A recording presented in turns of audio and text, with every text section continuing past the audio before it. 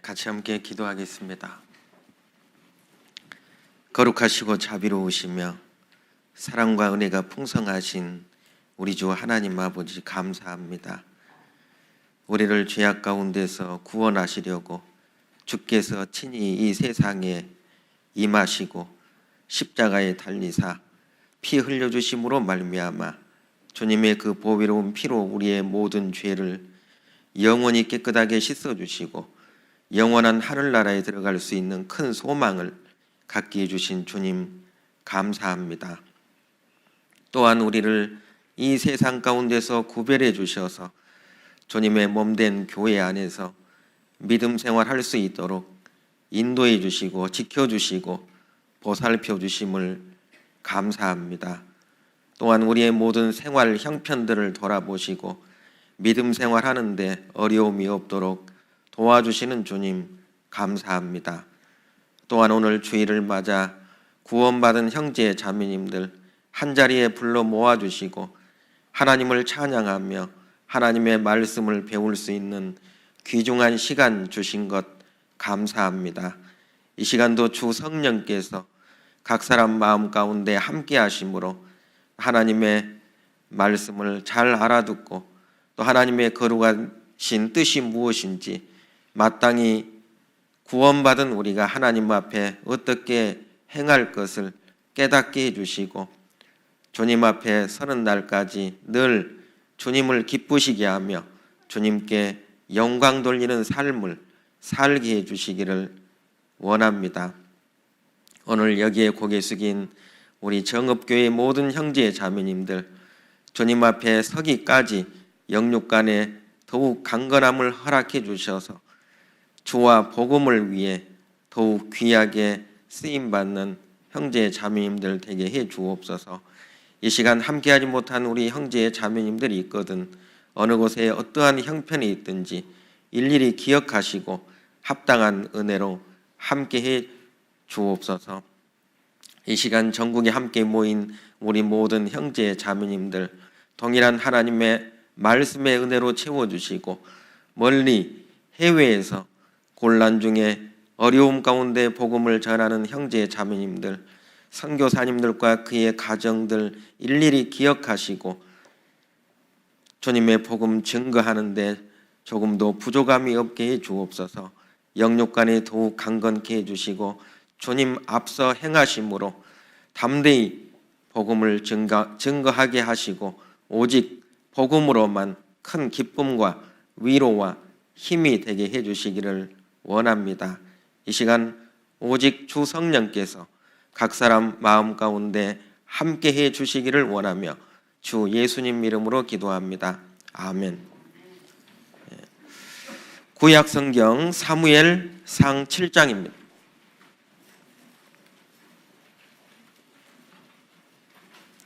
구약 성경 사무엘상 7장입니다. 417쪽입니다. 417쪽.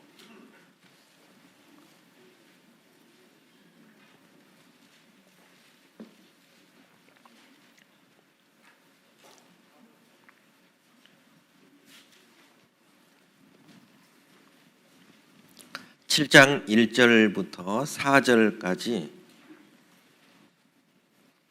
1절부터 4절까지만 천천히 같이 읽겠습니다.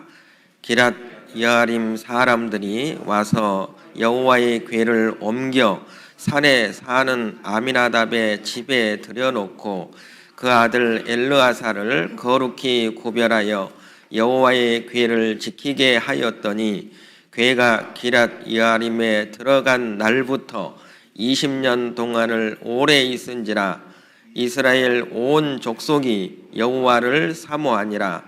사무엘이 이스라엘 온 족속에게 일러 가로되 너희가 전심으로 여호와께 돌아오려거든 이방 신들과 아스다롯을 너희 중에서 제하고 너희 마음을 여호와께로 향하여 그만 섬기라. 너희를 블레셋 사람의 손에서 건져내시리라. 이에 이스라엘 자손이 바알들과 아르사를 제하고 여호와만 섬기니라. 안녕하세요. 그동안 평안하셨어요? 반갑습니다. 아마 10여 년 전에 정읍교회에 왔었는데요.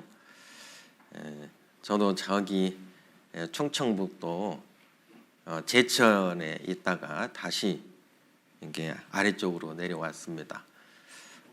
아마 한 10여 년 전에는 제가 나주 교회에 있을 때 여기 왔다가 이제 갔는데요. 기억 안 나시죠? 기억 안 나야만 정상일 겁니다.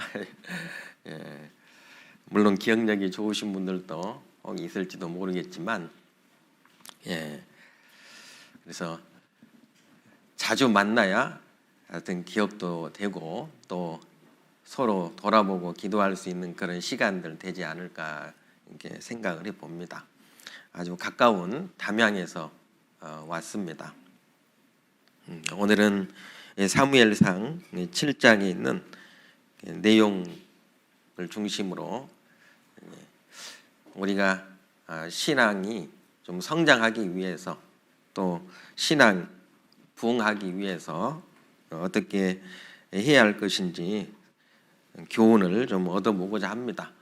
그런데 내용이 늘 그렇지만 그러니까 똑같은 내용이죠. 항상 같은 내용이지만 우리가 자주 또 잊어먹기 때문에 또 하나님의 말씀을 통해서 우리의 그 마음을 일깨우는 것이 필요하다 이런 생각을 해봅니다. 하나님의 말씀이 없어서 이렇게 망한 것이 아니고 하나님의 말씀을 우리가 자주 듣고 읽고 배우지만 또 자주 잊어버리기 때문에 또 이스라엘 백성들도 그랬죠. 하나님의 말씀을 처음에 받아들일 때 하나님께서 말씀하실 때 우리가 하나님 말씀대로 행하겠습니다 라고 이렇게 대답은 하지만 곧 금방 잊어버리지 않습니까? 그래서 선지자들을 계속해서 보내서 하나님을 올바로 순종하고 하나님을 올바로 섬길 수 있도록 했던 그런 일들을 우리가 성경을 통해서 확인해 볼 수가 있습니다. 오늘은 제목을 신앙 부흥의 조건 이렇게 붙이긴 했는데 우리가 신앙생활을 잘 하기 위해서 또 오늘 본문 말씀을 통해서 다시 한번 또 생각해 보는 그런 시간이 됐으면 참 좋겠다 싶습니다. 여기 사무엘상 4장부터 이 7장까지는 여호와의 언약궤에 대한 말씀이 기록이 되어 있습니다. 그래서 이 언약궤가 순환을 당하는 그런 일들이 이제 사무엘상 4장부터 7장까지 이렇게 기록이 되어 있습니다. 이스라엘 백성들은 이제 가나안을 정복하고 그리고 신앙생활해 가는 가운데서 이제 하나님으로부터 마음에서 이렇게 멀어지기 시작을 했죠. 그리고 이제 이 사사시대 마지막 이제 엘리 제사장이잖아요. 엘리 제사장. 제사장마저 영적인 눈이 어두워졌고 하나님의 뜻을 하나님의 목소리를 잘 알아듣지를 못했습니다. 그리고 그 엘리 제사장의 자녀들마저도 또 하나님과 상관없는 도리어 세상 사람들에게 또 백성들에게 지탄을 받는 판단을 받는 그런 아들들이었죠. 그래서 하나님께 범죄함으로 말미암아 하나님과 전혀 상관없는 도리어 하나님을 욕되게 하는 삶으로 말미암아 죽임을 결국 당하게 됩니다. 그리고 이 언약궤가 이 법궤의 그 이동 경로를 이렇게 좀 이제 살펴보면 지금은 그 7장에는 이제 기랏 여아림 사람들이 그 법궤를 옮겨다가 아미나답의 집에 이제 들여놓고, 그리고 그 아들 엘르아살, 제사장 가문입니다, 거룩히 구별해 가지고 여호와의 궤를 지키겠다 그랬죠. 이 법궤는 잘 알다시피 그 이스라엘 백성들이 애굽에서 나와서 이제 광야에 있을 때 시내산에서 처음으로 이게 이제 만들어집니다. 모세를 통해서 하나님이 십계명이 기록된 두 돌판을 주게 되잖아요. 그리고 그 두 돌판이 바로 이제 법궤 속에 이제 들어가게 되죠. 하나님께서 시내산에 있을 때 이스라엘 백성들에게 그 성막, 회막이죠, 성막을 만들도록 합니다. 그리고 그 성막에 여러 가지 많은 물건들이 있었죠. 그 물건들 가운데 가장 중요한 것이 바로 이 법궤였습니다. 이 법궤는 예수님의 모형이죠. 예수 그리스도를 뜻합니다, 이 법궤가요. 그래서 시내산을 거쳐서 이제 이스라엘 백성들이 그 요단강을 건너게 되고, 그리고 가나안 땅에 들어오게 되죠. 가나안 땅에 들어와서 맨 첫 번째 이 법궤가 머물렀던 것이 바로 이제 길갈이라고 하는 곳입니다. 광야 40년을 거쳐서요. 그리고 이제 그 길갈에서 이제 실로라고 하는 곳으로 옮겨지게 됩니다. 실로. 그래서 이 실로에서 약 한 300년간 머무르게 되죠. 그러니까 한 7년 정도 그 가나안 정복 전쟁 기간이 있었죠. 그 기간을 이제 거쳐서 이게 실로로 옮기게 됩니다. 그리고 이 실로에서 이제 사사 시대 이제 만렙 엘리 제사장 때까지 이 실로에 법궤가 머물렀었죠. 그런데 이 법궤를 블레셋 사람들에게 빼앗기게 됩니다. 블레셋과의 전쟁 통해 아벡과 엘리에셀 그 사이에서 전투를 벌였는데 결국 이스라엘 백성들이 패하죠. 거기에서 두 번의 전쟁이 있었습니다. 첫 번 패했을 때는 우리에게 법궤가 없어서 그랬나 보다. 그래서 법궤를 이제 실로에서 이제 가지고 오게 되거든요. 이 법궤만 있으면 승리할 거라고 이스라엘 백성들이 이제 생각을 한 겁니다. 왜냐하면 이제 그 전에 요단강을 건널 때도 법궤가 앞서 갔지 않습니까? 그리고 여리고 성을 무너뜨릴 때도 법궤가 앞서 갔습니다. 그래서 이 법궤만 있으면 이게 우리가 승리할 거라고 이렇게 생각을 한 거죠. 물론 그 법궤 자체에 어떤 능력이 있는 건 아닙니다. 그 법궤는 하나님의 임재를 상징하죠. 그러니까 우리 가운데 하나님이 함께 계신다. 그리고 우리를 인도하시고 우리의 삶을 다스리시는 분이다라고 하는 것을 늘 그 법궤를 보면서 일깨우도록 한 겁니다. 사람들은 눈에 안 보이면 없다고 생각하잖아요. 그리고 눈에 안 보이면 금방 잊어버립니다. 그래서 하나님께서 눈에 보이는 법궤, 성막을 짓도록 하시고 그걸 보면서 이 우주 만물을 창조하신 하나님이 우리 가운데 계신다. 그리고 우리를 저 애굽에서 400년 노예 생활에서 우리를 해방시켜 주신 그 신, 참신 여호와 하나님이 계신다는 것을 늘 이게 깨닫도록 했던 거죠. 그러니까 마음 가운데, 마음 속에 하나님을 모시고 살아야 되는데 이스라엘 백성들 마음 속에서는 이미 하나님이 떠난 지는 오래고 이제 법궤만 남은 거예요. 법궤. 그래서 그 법궤가 자신들을 지켜주는 무슨 신인 것처럼 그래서 법궤를 실로에서 가져오도록 합니다. 그랬는데 어땠어요? 두 번째 전투에서도 더 많은 이제 사망자, 전사자들이 생기고 도리어 이제 법궤를 이렇게 빼앗기게 됩니다. 이 블레셋 사람들에게. 그래서 이 블레셋 사람들이 이제 그 법궤를 가져다가 자기들이 섬기는 다곤 신당이죠. 다곤 신당 한쪽 이게 구석에 이제 자기들의 믿는 그 신이 이게 이스라엘 백성들의 신을 정복했다. 전리품처럼 생각해가지고 구석 한쪽에다가 이제 갖다 놓은 거예요. 갖다 놨는데 어떤 일이 생겼죠? 이스라엘 백성들은 그 언약궤를 빼앗기고도 그냥 아니라고 무사태평했습니다. 사실은 제일 중요한 그 언약궤를 빼앗기고도 다시 찾아올 생각도 안 했잖아요. 찾아와야 되는데도 불구하고 안 찾아온 거예요. 그래서 결국 하나님이 스스로 돌아가죠. 스스로 이스라엘 땅으로 돌아갑니다. 참 그런 걸 보면 이게 하나님이 정말 그 우리를 얼마만큼 사랑하시는지 이제 알 수가 있습니다. 비록 우리가 하나님 앞에 죄를 범하고 하나님을 떠났어도 그런 우리를 또 이게 찾아오시는 하나님. 그래서 우리의 죄를 해결해 주시기를 원하시는 하나님.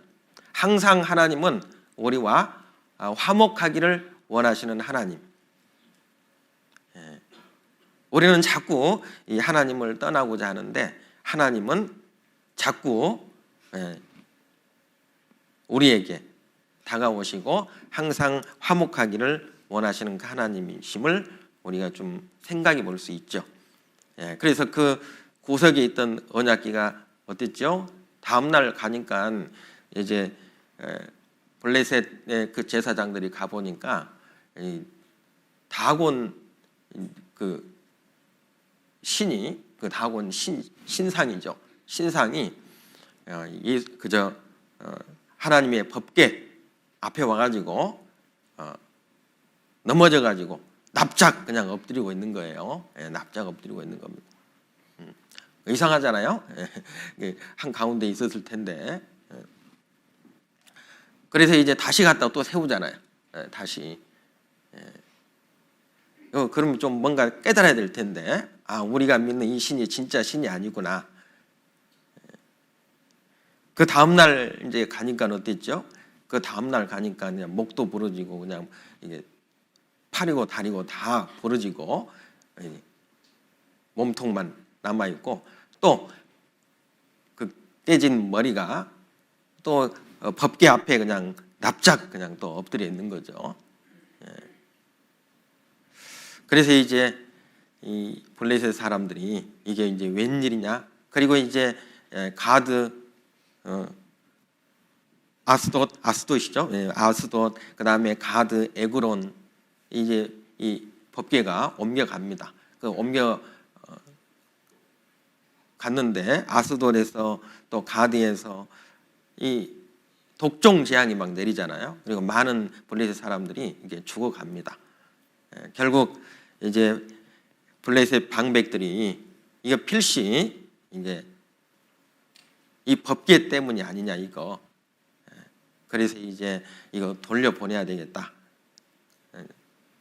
만약에 이 법궤가 이스라엘 땅으로 가면 틀림없이 이것 때문이다. 그런데 이제 그 돌려보낼 때 전나는 암소 2마리. 원래 암소들은 새끼가 있으면 자기 새끼를 보호하기 위해서 새끼를 떠나지 않습니다. 그런데 전나는 암소 2마리하고 새 수레를 준비해가지고 거기에 언약궤를 실어서 그리고 이제 이 법궤가 만약에 이스라엘 땅으로 가면 틀림없이 이건 이 법궤 때문이다. 저들의 신 때문이다. 만약에 안 가고 돌아오면 전나는 소는 이제 가두어 놨죠. 만약에 안 가고 돌아오면 이건 우연히 생긴 일이다. 이렇게 생각하고요. 그리고 이제 수레에 실었는데 그 전나는 암소 2마리가 곧장 뒤도 안 돌아보고 베세메스로 올라가게 됩니다. 올라갈 때 이 암소 2마리가 기쁜 마음으로 올라갔다고요? 아니, 울면서. 왜냐하면 새끼들이 있잖아요. 그 소들도 하나님께서 맡겨주신 사명을 울면서, 힘든 일이죠. 끝까지 감당을 합니다. 그리고 대우받은 거 아니죠. 또 가서 번제로 그 두 암소가 이게 드려지는 사건이 있었죠. 그래서 이 블레셋 이 지경에 7개월을 이제 이 법궤가 머물렀습니다. 이 블레셋에서. 그래서 베세메스로 이렇게 왔는데, 이 베세메스 사람들은 그 제사장들이 있는 그런 지역이었는데도 불구하고 이 블레셋 사람들이 이 법궤 안을 들여다보다가 5만 70명이 죽었다, 또는 70명이 죽었다고 성경에 기록을 하고 있습니다. 그래서 이제 무섭고 이제 두려운 거죠. 무섭고 두려워서. 그래서 이걸 누가 이 법궤를 누가 가져갈고, 그때 이제 이 기란 여아림 사람들이 와서 이제 법궤를 가지고 간 겁니다. 이 기란 여아림. 그러니까 이제 이 베세메스 사람들은 이제 늘 그 익숙함이라고 해야 되나요? 익숙함. 그래서 법궤를 그냥 함부로 생각을 한 거죠. 함부로 취급을 했고, 만지거나 들여다보면 이 죽는 건데,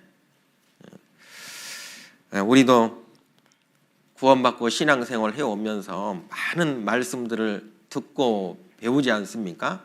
그러니까 듣고 배우지만 이제 그동안에 신앙생활 해오는 그런 모습들이 이제 너무 익숙해서 때로는 우리가 하나님의 말씀을 너무 가볍게 여기고 있지는 않는지, 이런 부분들도 우리가 생각해 봐야 될 겁니다. 우리는 하나님의 말씀 앞에서 항상 두려워하고, 그리고 그 말씀 앞에 순종하고자 하는 마음, 하나님을 경외하는 거죠. 경외, 두려워하는 마음으로 공경하는 겁니다. 그런 사람들만이 자신의 삶을 깨끗하게, 영육간의 깨끗한 삶을 유지할 수 있거든요. 그래서 이 베세메스 사람들은 결국 그 법궤를 다른 데로 이렇게 가기를, 다른 데로 갔으면 좋겠다. 혹시 우리도 구원받고 신앙생활 해오면서 이 하나님의 말씀이 내 삶에 혹시 짐은 되지 않습니까? 짐처럼, 이 신앙생활을 짐처럼 생각하는 그런 분들 있을 겁니다. 뭐 교회 나오고, 또 말씀을 들으러 나오고, 또 교제하고, 또 전도 집회 때 와서 같이 함께 기도해주고 전도하는 것, 이런 것들이 마음의 어떤 짐으로만, 항상 짐으로만 생각해가지고 집회가 또 오면 아이고 또 집회 또 왔네, 이렇게 이제 하나의 행사로 이렇게 여기는 그런 마음들은 없는가? 그것도 우리가 좀 생각을 해봐야 되겠죠. 이 베세메스 사람들이 그런 겁니다. 그런데 기랏 여아림 사람들은 그걸 마음의 짐으로 여기지 아니하고 기꺼이 그 법궤를 가지고 가기를 원했던 거죠. 그래서 여기에 이제 아미나답의 집에 들여놓았다. 아비나답의 집에 들여놓고 그 다음에 엘르아사를 거룩히 구별하여 여호와의 궤를 지키게 하였더니, 베세메스 사람들은 이 안에다 들여놓지도 않았어요. 그냥 밖에서 그냥 이 하나님의 말씀을 존중히 여기는 그런 모습을 볼 수가 있습니다. 그래서 이 기랏 여아림에서 한 70년간 이렇게 머무르게 됩니다. 이 법궤가요. 이 법궤가 그러다가 이제 이스라엘의 왕 다윗이 예루살렘으로 이제 옮겨가게 되죠. 옮기게 됩니다. 그런데 그 옮기는 과정에서 역시 수레에 또 법궤를 싣고 가다가 누가요? 우사하고 아요가 수레에 싣고 가다 소가 이제 뛰니까 이 법궤가 이제 떨어질 것 같으니까 우사가 그냥 지키려고 만졌단 말이에요. 만졌는데 죽었단 말이에요. 그래서 이제 또 하여튼 큰 이제 혼란, 힘든 일이 생겨난 겁니다. 이 다윗이요. 그래서 이제 두려워서 이 다윗이 그걸 옮기지 못하고 이제 그 가드 사람 오벳 에돔의 집에 이제 그 법궤가 한 3개월 정도 머무르게 됩니다. 그리고 3개월 후에 이제 뭐가 잘못됐는지 이제 기도해보고 생각해보고 이제 깨달았을 거 아니에요. 법궤는 수레에 싣고 가는 게 아니고 하나님이 그랬잖아요. 어깨에 매라고 그랬잖아요. 어깨에 매라. 어깨에 매서 옮겨야 되는데 수레에다 싣고 이제 갔지 않습니까?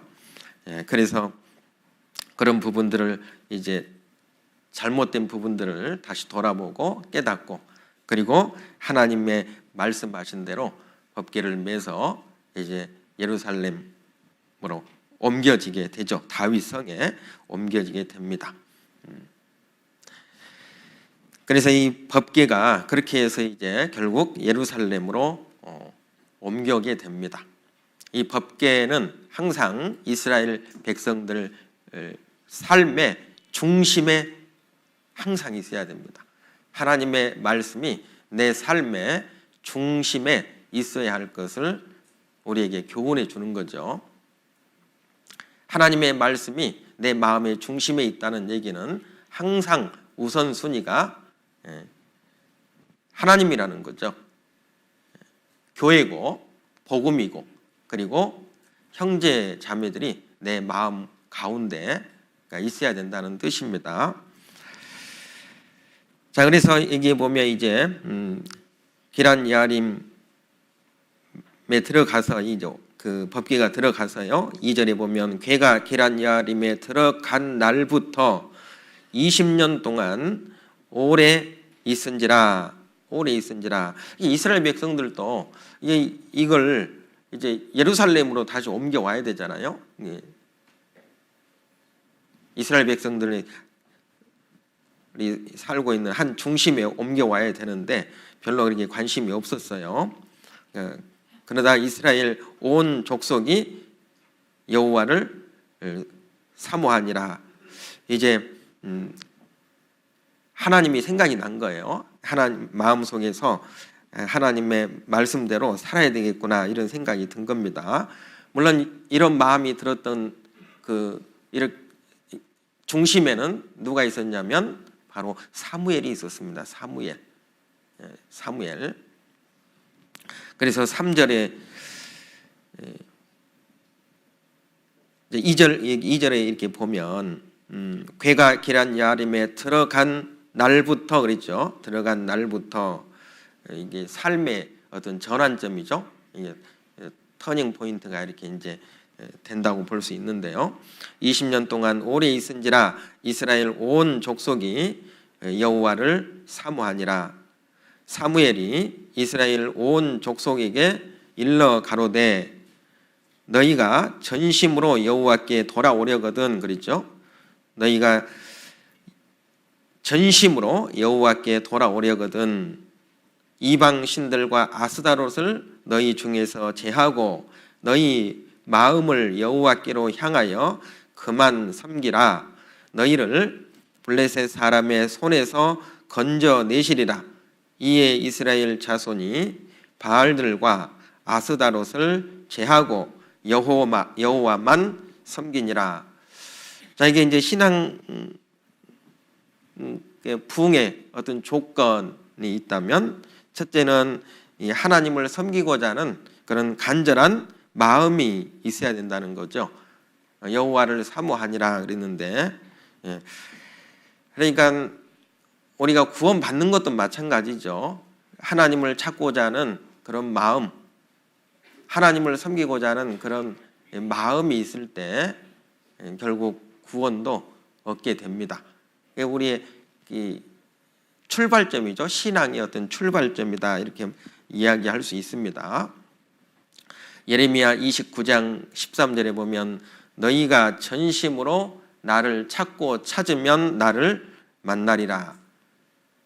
너희가 전심으로 나를 찾고 찾으면, 혹 이제 그 말씀은 많이 이제 들었지만 구원받지 못한 분들도 있어요, 우리 가운데는. 그리고 또 어떤 분들은 이 집회 때만 이렇게 오시는 분들도 있잖아요. 구원에 어떤 확신이 없기 때문에 그런다고 생각합니다.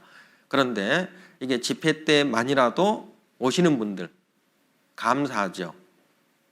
이게 쉽지 않거든요. 왜냐하면 똑같은 말씀이 이게 전해지는 것이기 때문에 와서 들어보면 들었던 말씀 또 듣는 거거든요.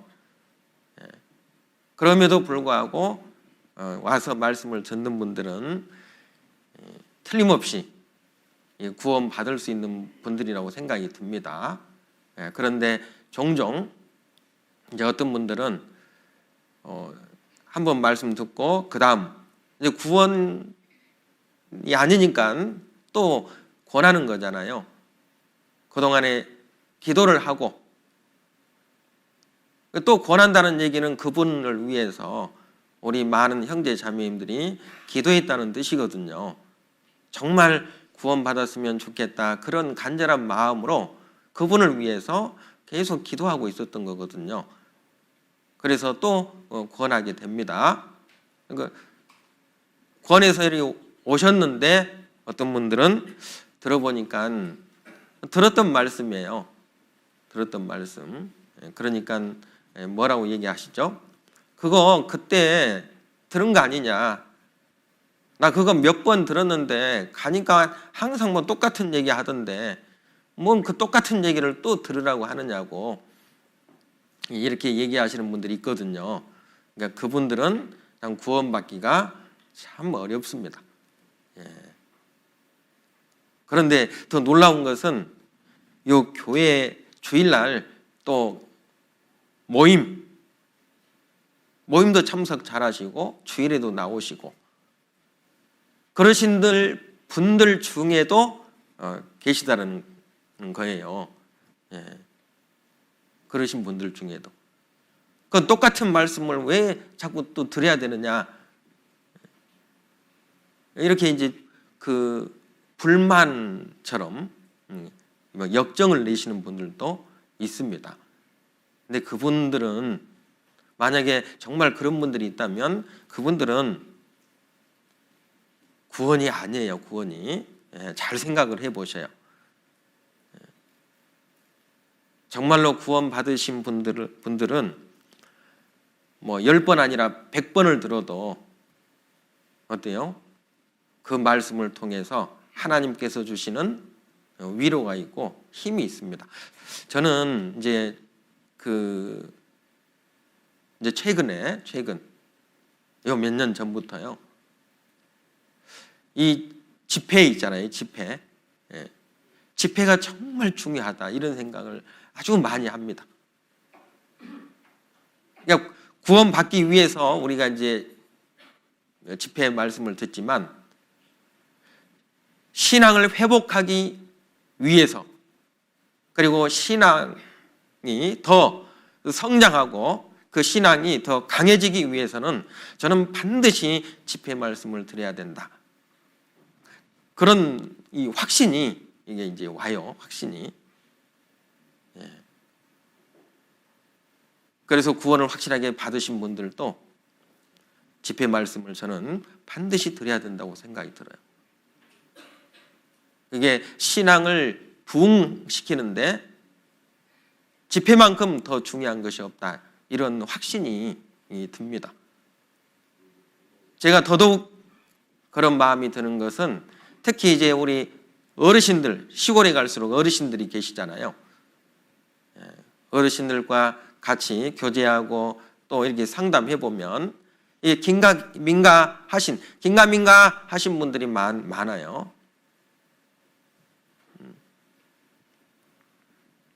구원의 확신이 없는 그런 어르신들이 많기 때문에 그렇습니다. 그러면 우리가 젊을수록 정신이 더 총총할수록 저는 집회 때 더 많은 말씀들을 드려야 된다 이런 생각을 해보게 됩니다. 그래서 전심으로 나를 찾으면 나를 만나리라. 마태복음 7장에도 구하라 그러면 너희에게 주실 것이요 찾으라 그러면 찾을 것이요 문을 두드리라 그러면 너희에게 열릴 것이니 구해도 안 되면 찾아야 되고 찾아도 안 되면 문을 두드려야 되겠죠. 우리가 어린 아이들을 키우다 보면 요즘에는 이제 애들도 안 나서 이제는 이 아이들의 이런 그 습성이라든지 이런 것들을 아마 이제 모를 것 같아요. 어린 아이들 요즘에는 태어나지가 않으니까 거의. 그런데 아마 이제 아이들 어렸을 때 생각을 해보면 특히 이제 갓난 아이들 이제 기어 다닐 때쯤 이렇게 이제 좀 걸어 다니는 그런 때죠. 그런 때 이제 잠을 자다가 깨면 어때요? 처음에는 그냥 일어났다고 신호를 보내요. 엄마에게 나 일어났어 이렇게 이제 신호를 보냅니다. 그럼 엄마가 빨리 가야 되는데 엄마가 안 가요. 그럼 어쩌죠? 그러면 이제 막 울기 시작해요. 울잖아요. 울기 시작을 합니다. 그래도 안 오네요. 그러니까 안 오잖아요. 그러면 이제 일어나가지고 문 앞에 와가지고 발로 문을 차면서 그냥 막 웁니다. 단계가 점점 수위가 이게 높아지거든요. 그러면 어때요? 엄마가 아무리 바쁜 일이 있어도 그 아이한테 이렇게 가거든요. 그와 같습니다. 하여튼 구해도 안 되면 찾아야 되고 찾아도 안 되면 문을 두드려야 돼요. 그러면 하나님이 만나주시지 않겠어요? 아마 그런 마음을 갖고 하나님을 찾는 분이라면 분명 만나주실 겁니다. 우리가 사복음서에 보면 예수님께서 그 소경들이죠. 바디메오 소경들을 고쳐주신 사건이 있습니다. 예수님께서 그들을 만나주셨죠. 실은 만나주셨습니다. 그리고 이 소경들은요, 이제 눈이 안 보이니까 예수님을 또 쉽게 찾아갈 수 있겠어요? 못 찾아가잖아요. 눈이 안 보이니까. 그런데 예수님을 보고 싶었던 거예요. 예수님 정말 보고 싶다. 소문은 들었을 거 아니에요. 예수님이 어떤 분인지. 많은 병자들을 이렇게 치유해 준다는 소식을 들었을 겁니다. 그래서 그 예수님을 만나보고 싶은 거예요. 보고 싶은 겁니다. 그분이 정말 어떤 분인지 보고 싶은 겁니다. 그런데 그 병만 고쳐준다는 소식만 들었을까요? 아닐 거예요. 그 예수님이 어떤 말씀을 하시는지, 예수님이 많은 사람들에게 어떤 설교를 하시는지 그런 것까지도 아마 다 들었을 거라고 생각이 들어요. 이 소경들이 정말 그 예수님을 만나보고 싶다. 그분이 누군지 만나보고 싶다. 누가 만나 주셨죠? 예수님이 일부러 그 소경 있는 곳을 지나가시는 거예요.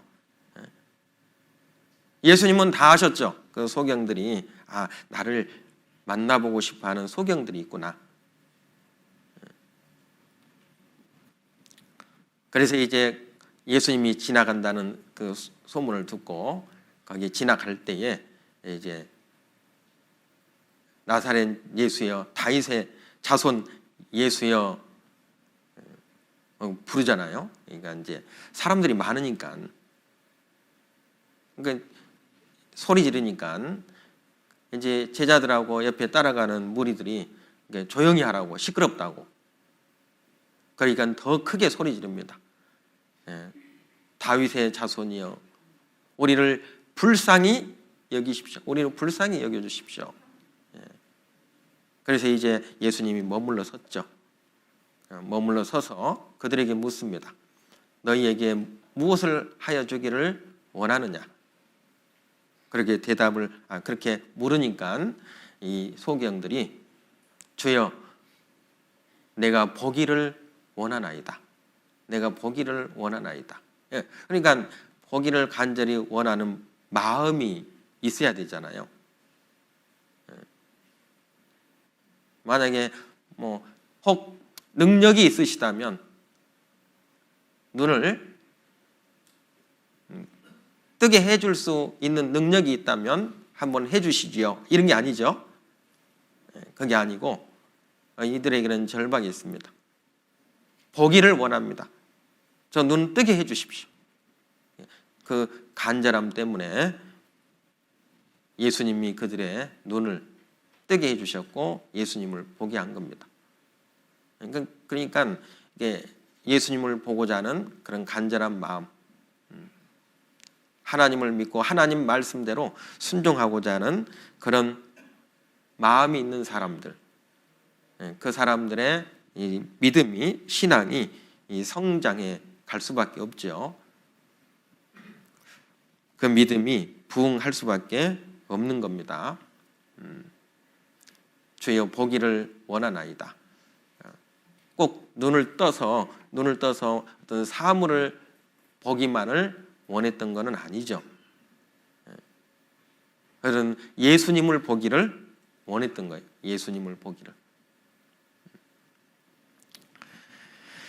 그리고 사무엘상 7장 한번 보시죠. 7장 3절에 보시면 사무엘이 이스라엘 온 족속에게 일러 가로되 너희가 전심으로 여호와께 돌아오려거든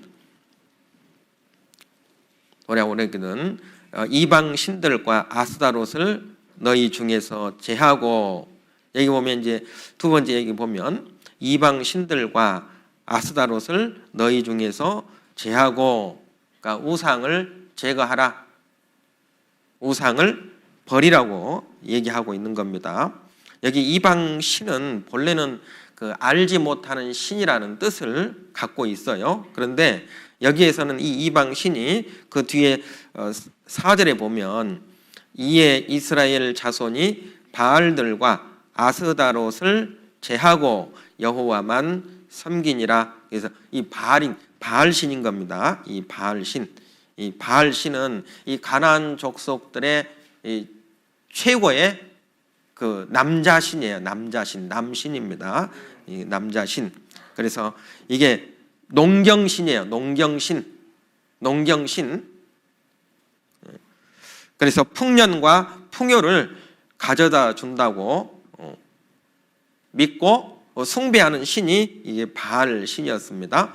그리고 이제 이 아스다롯은 또 최고의 여자신, 여신이죠. 여신. 그래서 이 성의 여신, 자식들을 자식들을 잘 낳게 해준다고 믿고 이게 숭배했던 신이 이 아스다롯입니다. 그래서 이제 항상 이 바알과 아스다롯 이게 같이 함께 따라다닙니다. 함께 이렇게 숭배를 했고요. 그래서 이 제사 의식에는 항상 그래서 이게 그 음란한 행위가 이게 이제 뒤따랐던 거죠. 지금도 천주교죠, 천주교. 남미에 가면 그 3대 축제가 있어요. 3대 축제. 그래서 뭐 브라질 삼바 축제라든지, 그 다음에 볼리비아의 그 오르로 축제 같은 그런 축제입니다. 그래서 이제 천주교 사제들이죠. 그 이제 또 수녀들, 그 축제가 있는데 그 축제 기간에 항상 이런 음란한 행위가 지금도 행해진다고 합니다. 그게 제사 의식이에요. 제사 의식. 그들의 제사 의식인데, 그래서 이 우상 숭배 이 죄하고 이 음행죄는 항상 따라다녀요.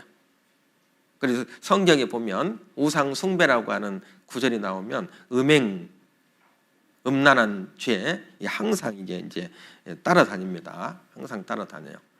이 죄 때문에 이 이스라엘도 망했잖아요. 결국 우상 숭배한 죄, 그리고 간음죄, 이것 때문에 이스라엘 백성들이 그 광야 40년 생활하면서요 다 광야에 엎드러졌다. 그래서 그 20세 이상 1세대들은 여호수아하고 갈렙만 제외하고는 다 광야에서 엎드러져서 죽습니다. 그게 이제 고린도전서 10장에 보면 그 4가지 원인이 나오죠. 이스라엘 백성들이 광야에서 다 엎드러진 이유가 나와요. 고린도전서 한번 볼까요? 고린도전서, 여기는 잡아두시고요. 빨간 실로 이렇게 잡아두시고,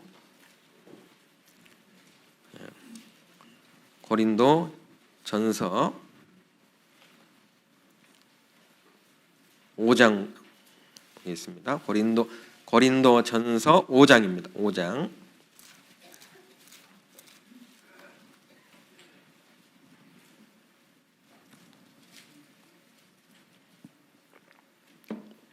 고린도전서 5장입니다. 11절 말씀. 5장 11절.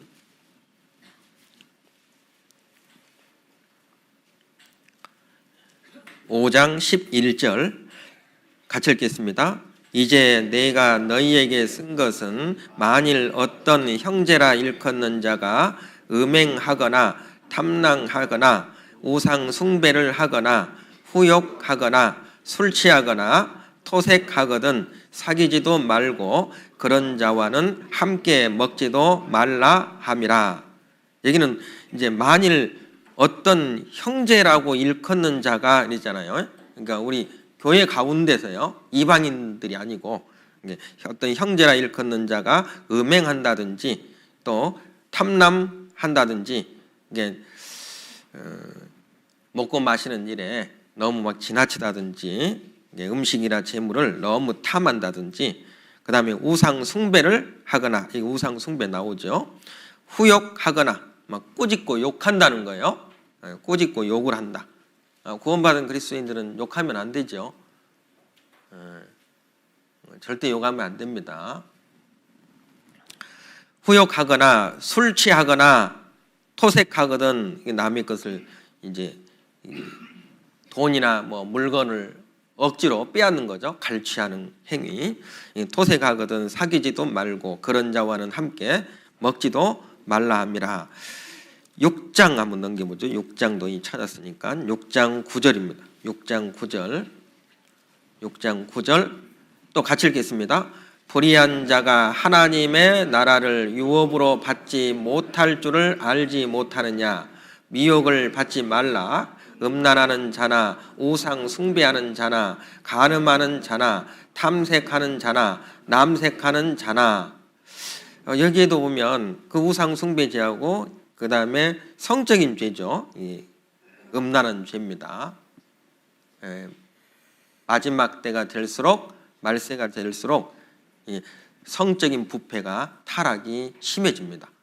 그러면 그때 하나님이 심판을 하죠. 지금 우리 시대입니다. 우리 시대. 우리 시대. 고린도전서 10장도 한번 보겠습니다. 고린도전서 10장. 7절, 10장 7절 말씀.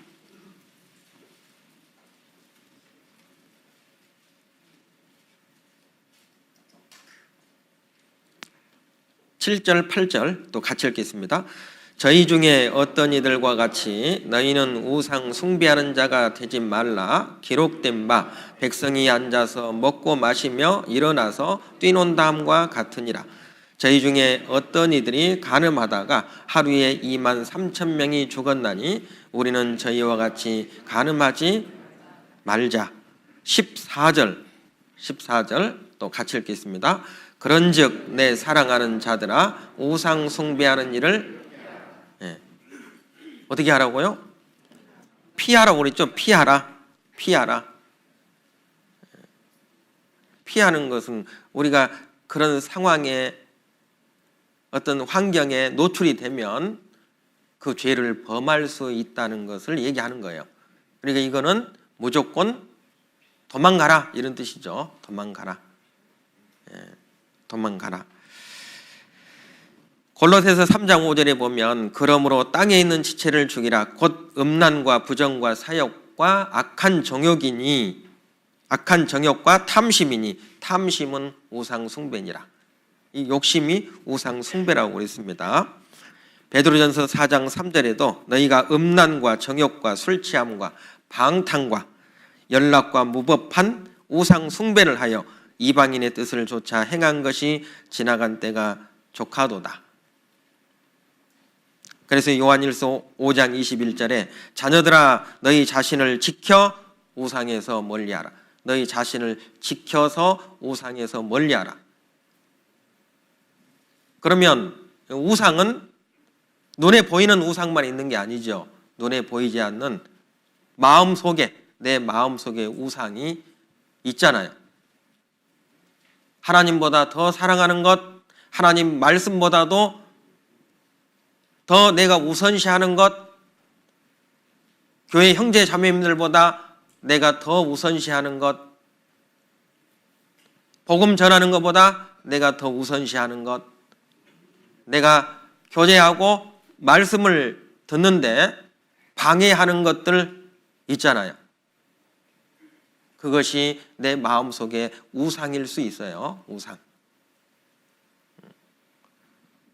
하나님이 말씀하시죠. 간음하는 여자들이여 이 세상과 벗된 것이 하나님과 원수임을 알지 못하느냐.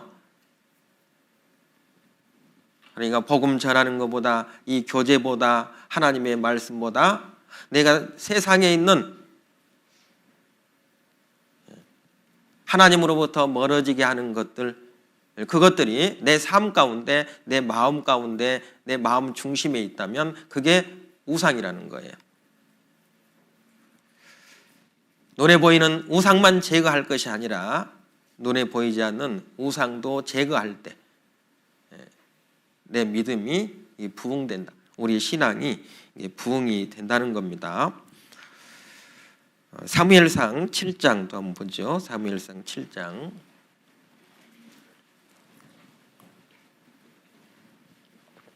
3절입니다. 사무엘상 7장 3절. 사무엘이 이스라엘 온 족속에게 일러 가로되 너희가 전심으로 여호와께 돌아오려거든 이방 신들과 아스타롯을 너희 중에서 제하고 너희 마음을 여호와께로 향하여, 여기 너희 마음을 여호와께로 향하여 그랬죠. 이 마음이 늘 하나님께로 향해야 된다. 내 삶의 목표가 분명하게 정해져야 된다. 그래야 내 믿음이 성장할 수 있다는 거죠. 바쁘게 사는 것도 중요하고 성실하게 일하면서 사는 것도 중요해요. 그런데 그 방향이 잘못됐다면 이게 이제 헛사는 거죠. 헛된 삶이 되는 겁니다. 그래서 내가 바쁘게 살고 내가 내 일에 성실하게 열심히 사는 그 목적이 무엇이냐라고 하는 것은 더 이게 중요하다는 겁니다. 무엇 때문에 사는지 우리는 복음을 위해서, 그리고 교회를 위해서, 그리고 형제 자매들을 위해서 항상 내 앞에 가장 우선순위, 삶의 목표가 이게 정해져야 됩니다. 다니엘서에 보면 다니엘도 바벨론의 포로로 끌려갔죠. BC 606년 제1차 침공 때 느부갓네살 왕에 의해서 이제 다니엘하고 세 친구들이 바벨론으로 이제 포로로 끌려가게 됩니다. 그런데 그 바벨론이라고 하는 이 환경이 안 좋잖아요. 하나님을 믿고 하나님을 섬기는데 그 환경이 최악의 환경이었던 거예요. 이 다니엘에게는. 그렇죠. 이 바벨론은 다른 신을 섬기고 그리고 그 느부갓네살 자신이 이 신처럼 자기를 숭배하고 자기를 섬기라고 했지 않습니까? 만약 자기를 섬기지 않으면 무조건 그냥 죽는 거예요. 그냥 그런 환경 속에서 다니엘은 죽음을 각오하고 다니엘서 1장 6절에 보면 뜻을 정했다.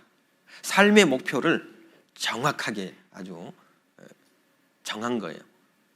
나는 어떤 환경과 조건과 어려움 속에서도 하나님만 섬기겠다.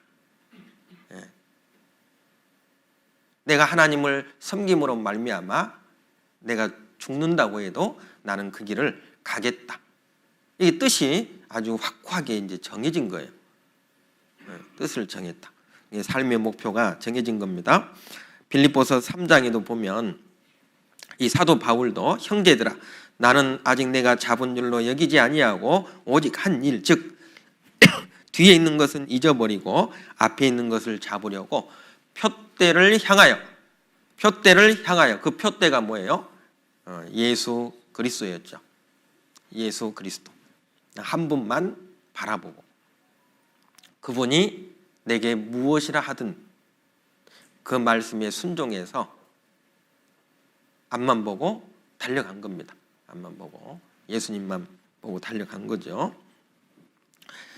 고린도전서 9장입니다. 고린도전서 9장.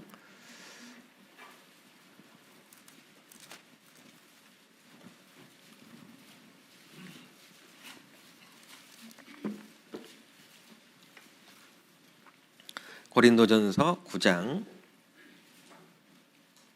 26절입니다. 26절, 27절, 26절, 27절,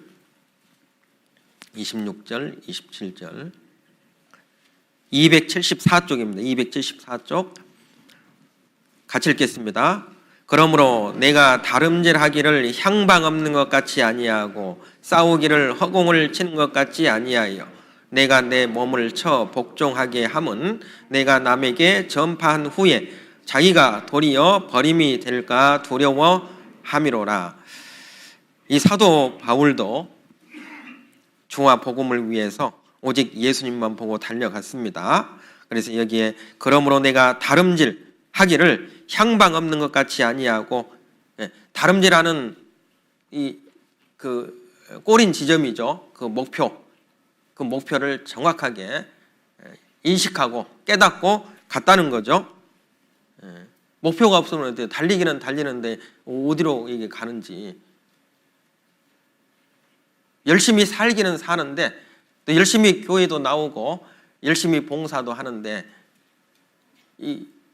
왜 내가 살고 있는지, 내가 무엇 때문에 내가 이 봉사를 하고 있는지, 이런 것들을 정확하게 인식할 필요가 있다는 겁니다. 싸우기를 허공을 치는 것 같지 아니하여 내가 내 몸을 쳐 복종하게 함은, 여러분 이 목표를 정해놓고 간다는 것은 그냥은 안 되죠.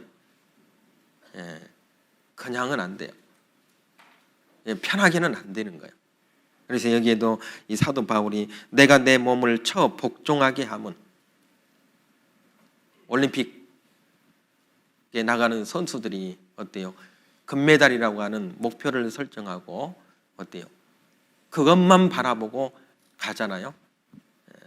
그래서 그 금메달 때문에 먹을 것도 안 먹고 또 할 것도 또 자기가 즐기는 것도 안 하고 그러죠. 금욕, 절제, 자기 몸을 쳐서 복종하게 합니다. 그래야 그 목표를 달성할 수 있으니까. 그 목표를 보고 가는 사람들은 그렇게 살 수 있거든요. 그래서 삶의 방향, 삶의 목적을 분명히 할 때 우리의 신앙이 부흥될 수가 있습니다. 사무엘상 7장 한번 보죠. 사무엘상 7장 3절입니다. 7장 3절 보시면 사무엘이 이스라엘 온 족속에게 일러 가로되 너희가 전심으로 여호와께 돌아오려거든 이방 신들과 아스타롯을 너희 중에서 제하고 너희 마음을 여호와께로 향하여 그만 섬기라. 그만 섬기라 이 말은 하나님을 그만 섬기라는 뜻이 아니에요. 여호와만 그는 인칭 대명사예요. 그러니까 하나님만 섬기라라고 말씀하죠. 하나님만 섬기라. 뭐 그도 섬기라, 그를 섬기라고 안 했어요. 그도 섬기라 그랬으면 뭐 다른 것도 섬기고 하나님도 섬기라 이런 뜻이겠잖아요. 그런데 여지가 없어요. 틈이 없어요. 여지가 없어요. 누구만, 하나님만 섬기라는 겁니다.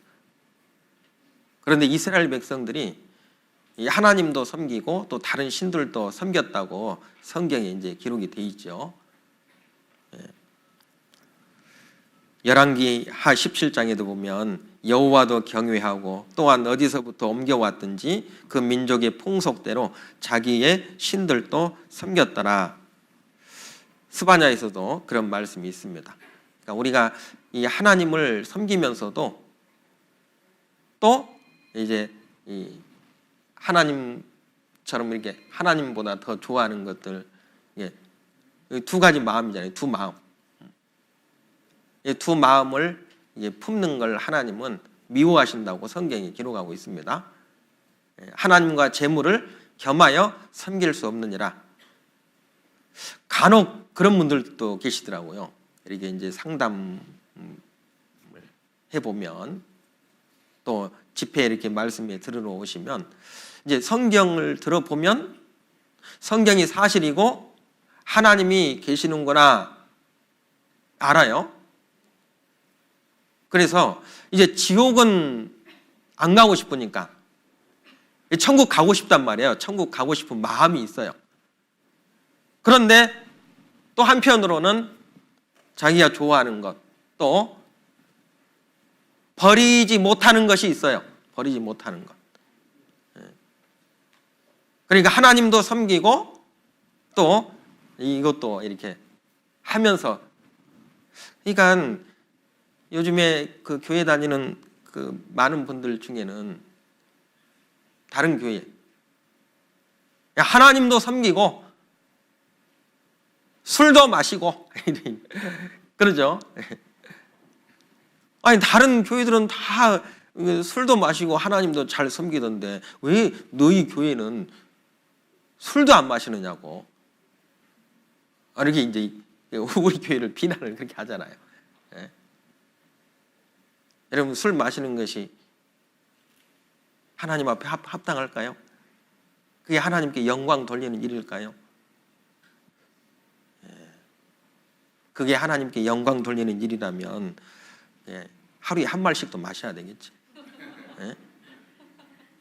여러분 고린도전서 10장 31절 이하에 보면 너희가 먹든지 마시든지 무엇을 하든지 다 하나님의 영광을 위하여 하라. 유대인에게나 헬라인에게나 하나님의 교회나 거치는 자가 되지 말고 나와 같이 모든 일에 모든 사람을 기쁘게 하여 나의 유익을 구치 아니하고 많은 사람의 유익을 구하여 저희로 구원을 얻게 하라. 이게 삶의 목표가 돼야 되잖아요. 먹든지 마시든지 무엇을 하든지 다 하나님의 영광을 위해서 하라. 그러니까 하나님의 담배 피우는 것이 하나님의 영광이 되고 마약을 하는 것이 하나님의 영광이 되고 술 마시는 것이 하나님의 영광이 된다면 해야 되겠죠. 근데 그것이 영광이 되느냐 이거예요. 여러분, 하나님을 안 믿는 이방 사람들도요, 교회 다닌다 그러면 술 마시면 안 된다고 이렇게 생각을 해요. 어떤 분들은 건강을 위해서 술 이게 많이 마셔가지고 이게 취하지만 않으면 한 잔씩은 건강에 괜찮지 않냐, 그럴까요? 여러분, 죄를 짓는 것보다도 그 죄를 합리화하는 것은 더 나쁜 거예요. 그리고 그 죄의 정의를 바꾸는 거예요. 그 죄의 범위를 축소시키는 거예요. 축소시키는 거. 누구 마음대로. 하나님은 옆에 있는 소자 한 사람이라도 이게 실족해 하면 그것이 하나님께 죄를 범하는 거라 했잖아요.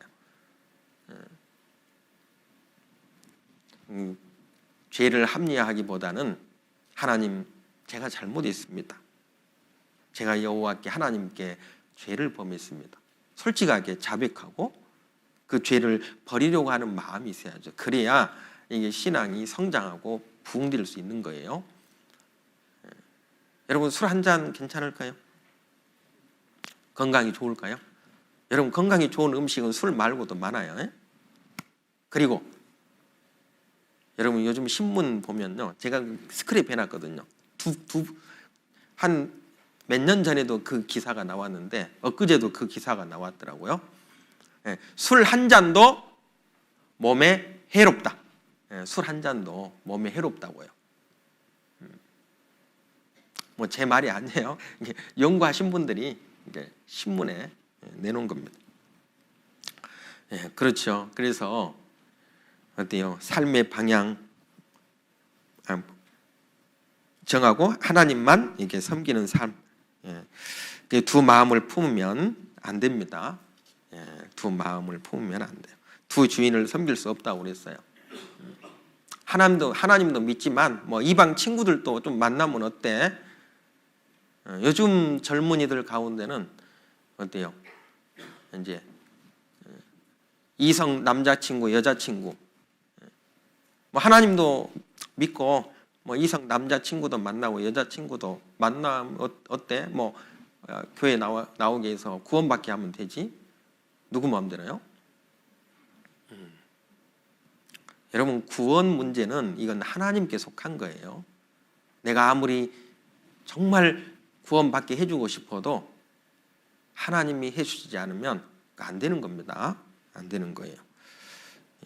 그래서 그만 섬기라. 하나님만 섬기라고 이렇게 말씀하시는 겁니다. 두 마음을 품지 말아라. 그런 내용이죠. 자, 이 사무엘상 7장 한번 가보겠습니다. 7장 5절에 보시면 7장 5절 보면 같이 읽겠습니다. 사무엘이 가로되 온 이스라엘은 미스바로 모이라. 내가 너희를 위하여 여호와께 기도하리라 하매. 자, 여기 미스바로 모이라 그랬죠. 교제 안에 거하라. 교제 안에 거할 때 우리의 믿음이 부흥될 수 있어요. 신앙이 성장할 수 있습니다. 미스바로 모이라. 미스바는 망대라는 뜻입니다. 워치타워. 이 미스바는 실제 지형적으로도 해발 780m 정도의 고지대였다고 합니다. 파수대라고 그러죠. 파수대. 이 전망대, 그 보초 서는 그런 곳입니다. 그런 곳. 그래서 이스라엘 거의 중앙부에 위치했던 곳이기도 하고요. 그래서 전국에 있는 백성들이 이제 모이기 쉬운 그런 장소였던 거죠. 그래서 함께 모이는 것이 중요함을 알 수 있습니다. 마귀는 모이지 못하게 하죠. 막 흩어지게 합니다. 구원받은 그리스도인들 막 마음이 흩어지게 하고 실제로도 몸도 막 흩어지게 만들고, 교회가 흩어지면 복음도 끝이잖아요. 끝나는 거죠. 사도행전 2장에 보면 성전에 모이기를 힘썼다고 기록되어 있죠. 성령이 임하면서 교회가 태동을 하면서 항상 모이기를 힘썼다. 히브리서 10장 24절 이하에는 서로 돌아보아 사랑과 선행을 격려하며 모이기를 피하는 어떤 사람들의 습관과 같이 하지 말고 오직 그날이 가까움을 볼수록 더욱 그리하자. 더욱 모여야 된다는 거예요. 마지막 때일수록 우리의 마음이 빼앗길 수 있으니까 더욱 교회 안에 머무르는 거죠. 8절 보겠습니다. 7장 8절. 7장 8절 보시면 같이 읽겠습니다. 사무엘에게 이르되 당신은 우리를 위하여 우리 하나님 여호와께 쉬지 말고 부르짖어 우리를 블레셋 사람의 손에서 구원하시게 하소서. 이 기도하라는 거죠. 쉬지 말고 부르짖어라. 계속해서 기도가 끊어지면 안 된다는 거죠. 그래서 우리가 기도할 때, 항상 기도할 때, 교회를 위해서, 형제 자매들을 위해서, 죽어가는 영혼들을 위해서 기도할 때 우리의 신앙이 부흥될 수 있죠. 9절입니다. 같이 읽겠습니다. 사무엘이 젖먹는 어린 양을 취하여 온전한 번제를 여호와께 드리고 이스라엘을 위하여 여호와께 부르짖음에 여호와께서 응답하셨더라. 이 헌신하라 말이죠. 헌신. 여기 온전한 번제를 여호와께 드리고 그랬죠. 헌신하라. 어찌 보면 가장 중요한 것이 헌신이라고 할 수 있죠. 우상을 제거하고 방향을 정하고 마음의 결심을 하고 전심으로 나아오고 간절히 기도 부르짖고 기도했다 할지라도 희생 제사가 없으면 하나님의 응답은 없습니다. 그래서 우리의 몸과 마음을 하나님 앞에 드릴 때 기도만 하고 있으면 안 되잖아요. 실제로 움직여야죠. 내 몸과 마음을 실제로 드릴 때 마리아가 300데나리온 되는 그 향유 옥합을 깨뜨려서 예수님의 장사를 위해서 부어드렸지 않습니까? 그것처럼 성경 속에 주님을 위해서 헌신한 형제 자매들을 위해서 교회를 위해서 헌신한 믿음의 사람들이 많이 있습니다. 많이 있어요. 그래서 우리가 헌신할 때 우리가 복음을 위해서 복음이 전해지는 데는 반드시 희생이 뒤따르거든요. 그러니까 결국에는 주님의 복음 증거를 위해서는 앞에 것들이 다 선행되고 결국 우리의 마음과 우리의 몸이 주님께 드려질 때 하나님께서 응답이 오죠. 결국에 블레셋과의 전쟁에서 승리하게 됩니다. 이 이스라엘이요. 이스라엘 백성들이 참된 그런 회개를 한 거죠. 참된 회개를 한 겁니다. 아까 7장 그 사무엘상 7장 6절에 보면 이게 마음으로 뉘우치고 그냥 끝난 게 아니었어요. 실제 행동으로 이렇게 나타난 거죠. 변화된 겁니다. 6절에 보면 그들이 미스바에 모여 물을 길어 여호와 앞에 붓고 그날에 금식하고 거기서 가로되 우리가 여호와께 범죄하였나이다 하니라. 사무엘이 미스바에서 이스라엘 자손을 다스리시니라. 여기 실제로 그날에 금식하고 또 여호와 앞에 물을 길어다가 붓고 그날에 금식했다. 그러니까 뉘우치고 자기의 잘못을 하나님께 인정만 한 게 아니고 실제 회개의 그런 그 삶의 모습이 행동이 나타난 거죠. 그게 진짜 회개입니다. 그게 진짜 회개예요. 그러니까 과거에 잘못된 무슨 행동이나 이런 것들 때문에 뭐 고민하는 것 그게 회개는 아니죠. 삶이 바뀌어야 돼요. 변화되지 않는 삶은 이거 회개라고 할 수가 없습니다. 이스라엘 백성들은 철저하게 하나님 앞에 자신들의 죄를 자복하고 그리고 돌이킴으로 여호와만 섬김으로 섬겼다 그러죠. 여호와만 섬기니라. 섬김으로 결국 블레셋과의 전쟁에서 승리하는 결과를 가져오게 된 겁니다. 그래서 우리가 신앙이 성장하기 위해서 또 신앙이 부흥되기 위해서 우리가 어떤 삶을 살아야 할 것인지 오늘 말씀을 통해서 잠깐 생각해 봤습니다. 기도하겠습니다. 하나님 감사합니다. 오늘 하나님 말씀을 통해서 우리의 믿음이 성장하고 부흥되기 위해서 또 어떠한 삶을 살아야 할 것인지 배웠습니다. 우리의 육신과 죄성은 하나님을 떠나고 하나님 앞에 죄를 범하는 삶을 좋아하지만 오직 주님의 말씀의 능력이 우리의 죄성을 이기고 주님 뜻 가운데 주님의 선하신 계획 가운데 살아갈 수 있게 해주신다는 것 오늘 배웠습니다. 주님 앞에 갈 때까지 주님의 말씀의 능력으로 우리를 다스려 주시고 일깨워 주셔서 늘 주님을 기쁘시게 하며 주님께 영광 돌리는 삶이 되기를 원합니다. 우리 중에 한 사람도 하나님 앞에 이뤄지거나 실족하는 영혼이 없게 해주시고 끝까지 믿음을 지키며 하나님 앞에 충성된 마음이 변치 않는 삶을 살아가게 은혜 베풀어 주시고 축복해 주시기를 원합니다. 나머지 모든 시간들 오직 주님의 자비로운 능력의 손길에 의지하며 주 예수님 이름으로 기도합니다. 아멘.